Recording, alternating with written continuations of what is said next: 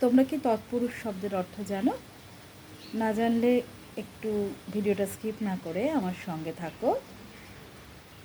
এই ভিডিওর শেষে আমি তৎপুরুষ শব্দের অর্থ বলে দেব এবং সেই সঙ্গে এই ভিডিওতে যেটি সবচেয়ে গুরুত্বপূর্ণ বিষয় যেটা থাকবে, এই ভিডিওতে তৎপুরুষ সমাসের প্রত্যেকটা বিষয়ের সংজ্ঞা এবং প্র্যাকটিসের জন্য প্রত্যেকটা বিষয়ের উদাহরণ দিয়ে দেওয়া হবে। তাই দেরি না করে কাগজ কলম নিয়ে বসো, খাতা কলম নিয়ে বসো এবং আমার সঙ্গে থাকো প্রথম থেকে শেষ পর্যন্ত।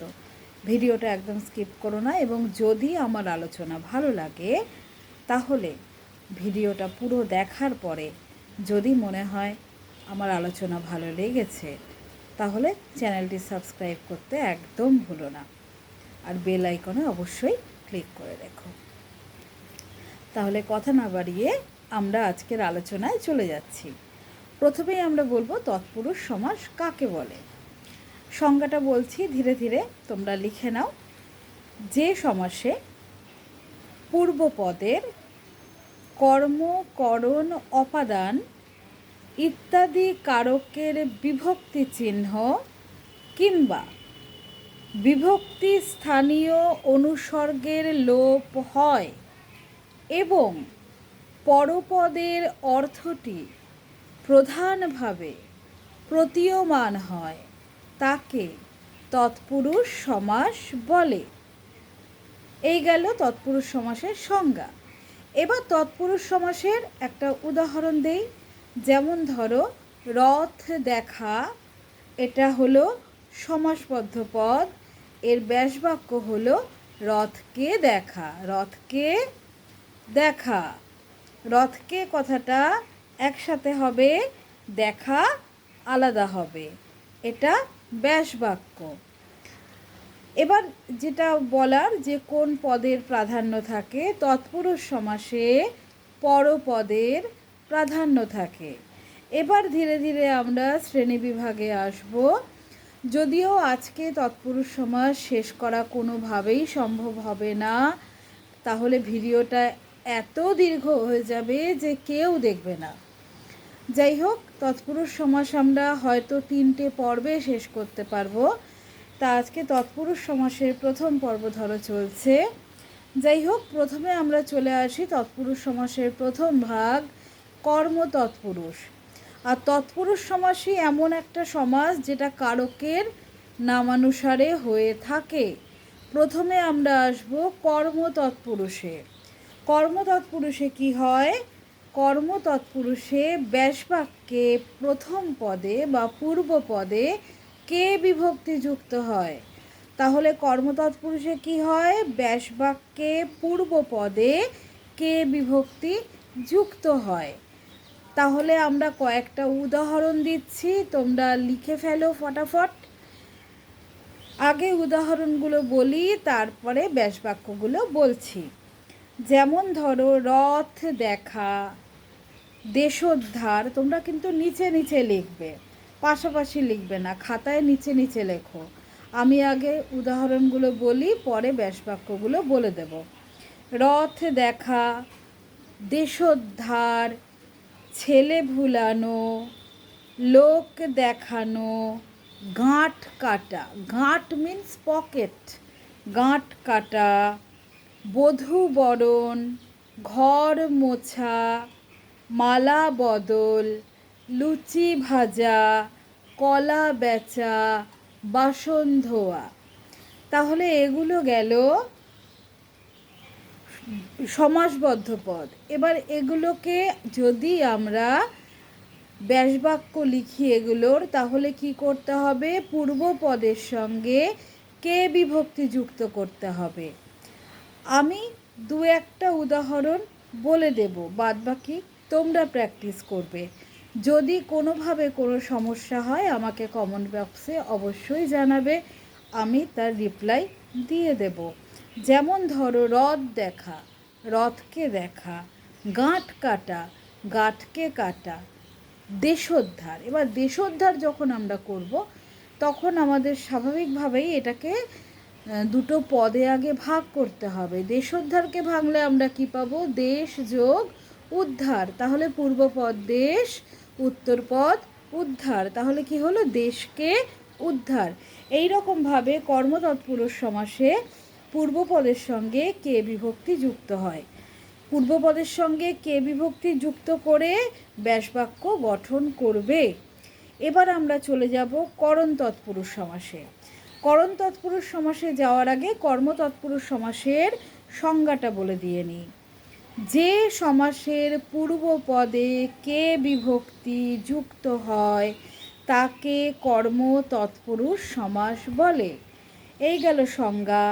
এবার উদাহরণ, এতগুলো উদাহরণ দিলাম, যে কোনো একটা দিলেই হবে। এবার চলে যাব আমরা করণ তৎপুরুষ সমাসে। করণ তৎপুরুষ সমাসে আমরা জানি করণ কারকে কি ব্যবহৃত হয়? দ্বারা, দিয়া। এই অনুসর্গগুলো করণ কারকে ব্যবহৃত হয়। সুতরাং করণ তৎপুরুষ সমাসেও দ্বারা, দিয়া ব্যবহৃত হবে। যেমন ধরো, আমরা এবার করণ তৎপুরুষ সমাসের সংজ্ঞাটা আগে বলে দিয়ে নিই। পূর্বপদে করণ কারকের এ, তে প্রভৃতি বিভক্তি চিহ্ন অথবা দ্বারা, দিয়া প্রভৃতি অনুসর্গ স্থানীয় অব্যয় লোপ পেলে করণ তৎপুরুষ সমাস হয়। এবার করণ তৎপুরুষ সমাসের উদাহরণ অনেকগুলো দেব, কিন্তু উদাহরণের মানে সমাসবদ্ধ পদ আমি অনেকগুলো দেব, কিন্তু ব্যাসবাক্য কিন্তু কয়েকটার মাত্র বলে দেব। বাদবাকি তোমরা প্র্যাকটিস করবে, তোমরা নিজেরা চিন্তা ভাবনা করে করবে। আর যদি কোথাও আটকায় আমি আছি। যাই হোক, প্রথমে চলে আসি আমরা সমাসবদ্ধ পদে।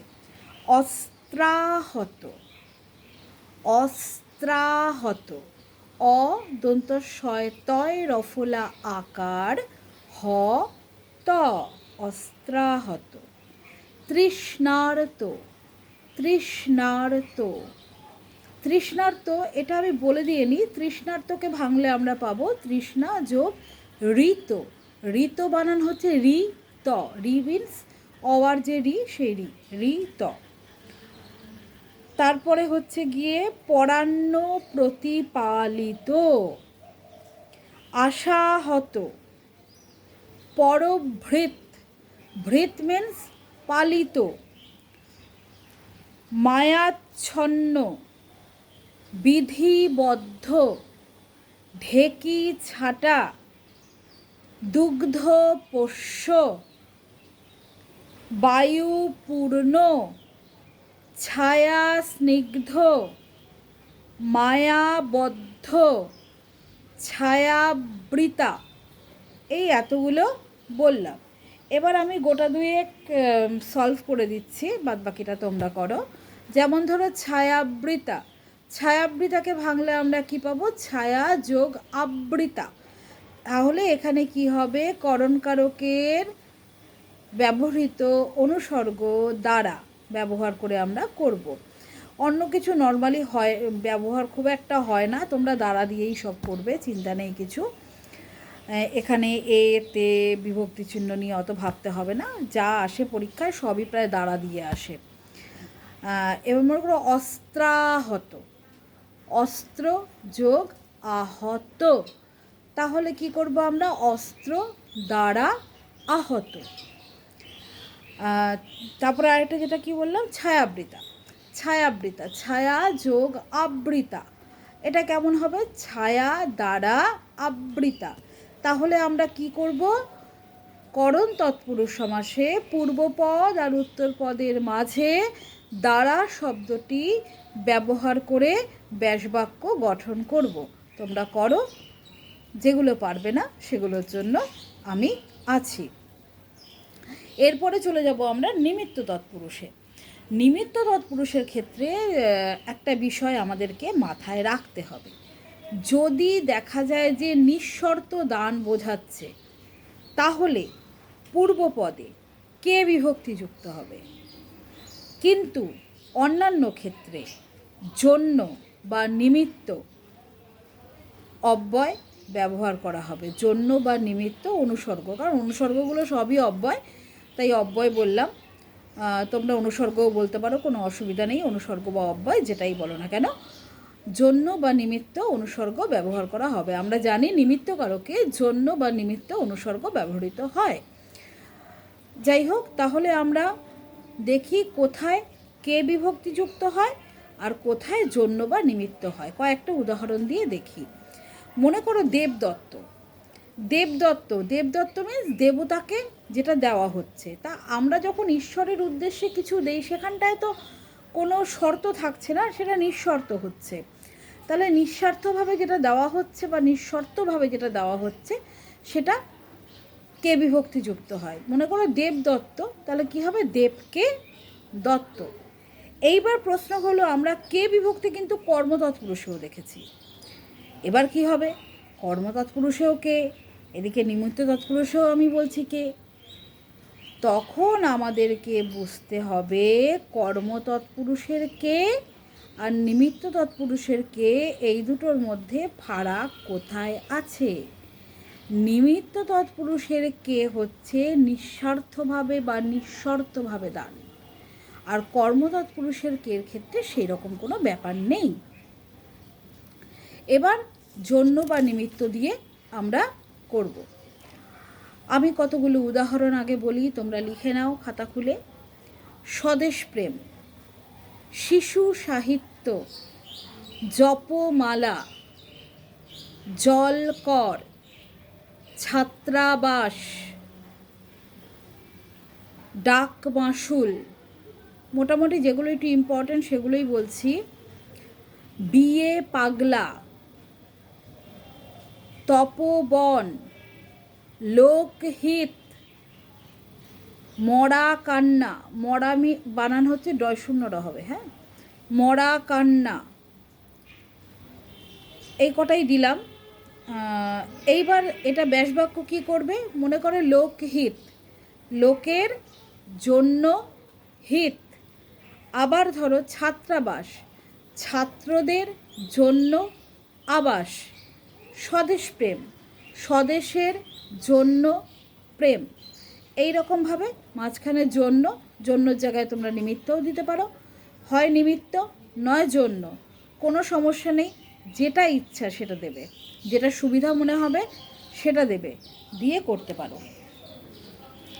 এই গেল নিমিত্ত তৎপুরুষ। এবার আসছি আমরা অপাদান তৎপুরুষে।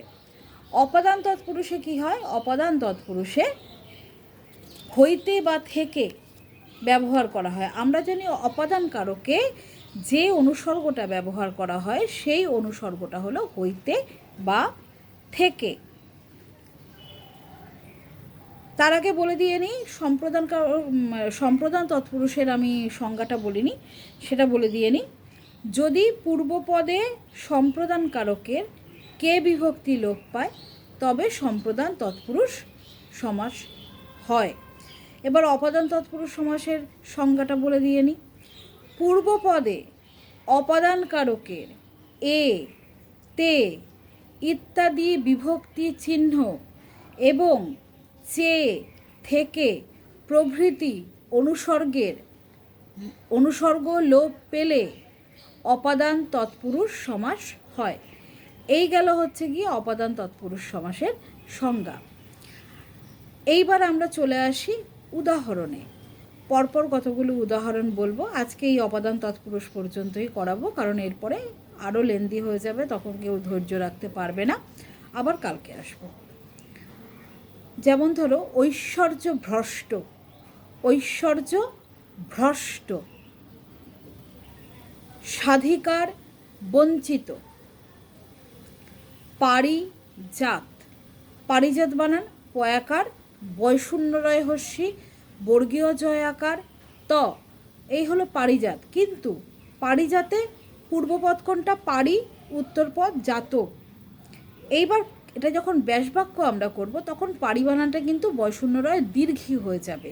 পারি মানে সমুদ্র, পারি বানানটা বয়শূন্য রয় দীর্ঘী হয়ে যাবে, তখন কিন্তু হ্রস্বই থাকবে না। তারপরে ধরো পদচ্যুত, লোক ভয়, মৃত্যু ভয়, স্বর্গচ্যুত, জন্মান্ধ, বিদেশাগত, ঋণ মুক্ত, ব্রাহ্মণেতর, মেঘ মুক্তি, আহার ক্ষান্ত, বর্ষণ ক্ষান্ত, বন্যাত্রাণ, স্বর্গভ্রষ্ট, এই এতগুলো বললাম। এবার এর মধ্যে থেকে আমি কয়েকটা করে দিচ্ছি।